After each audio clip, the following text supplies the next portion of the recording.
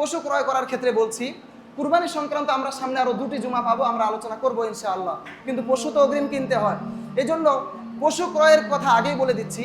পশু ক্রয় করার সময় পশু যেন মানে একটু দেখতে ভালো হয়, নাদুস নুদুস হয়, বা হ্যাংলা পাতলা দেখা যাচ্ছে যে না আপনারই মন টানে না, কিন্তু কুরবানি দিতে হবে বিদায় দিচ্ছেন আর কি। ঠিক আছে, এমন তো না যে নিজের জন্য, দেখবেন নিজের জন্য যদি গরু ক্রয় করে যত স্পেশাল কিনতে পারে এভাবে চিন্তা করে, কিন্তু যেটা আল্লাহর জন্য কুরবানি করবে সেটার ক্ষেত্রে মানে হলেই হয় আর কি। বিষয়টা যেন এমন না হয়।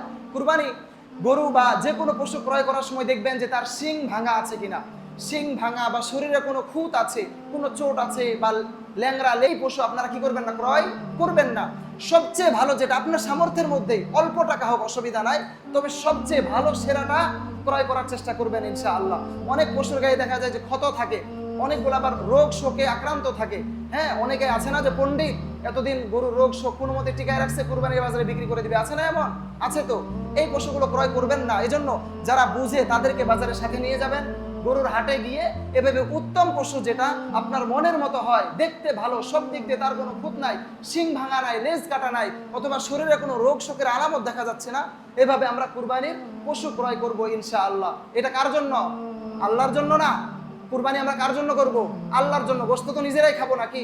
তা আল্লাহর জন্য কি ভালোটা করবো না খারাপটা? অবশ্যই আমরা ভালোটা, উত্তমটা করার চেষ্টা করব। আপনারা পশু এভাবে ক্রয় করবেন ইনশাআল্লাহ। বাকি সামনে আমরা কুরবানি সংক্রান্ত আলোচনা করব ইনশাআল্লাহুল আজিজ।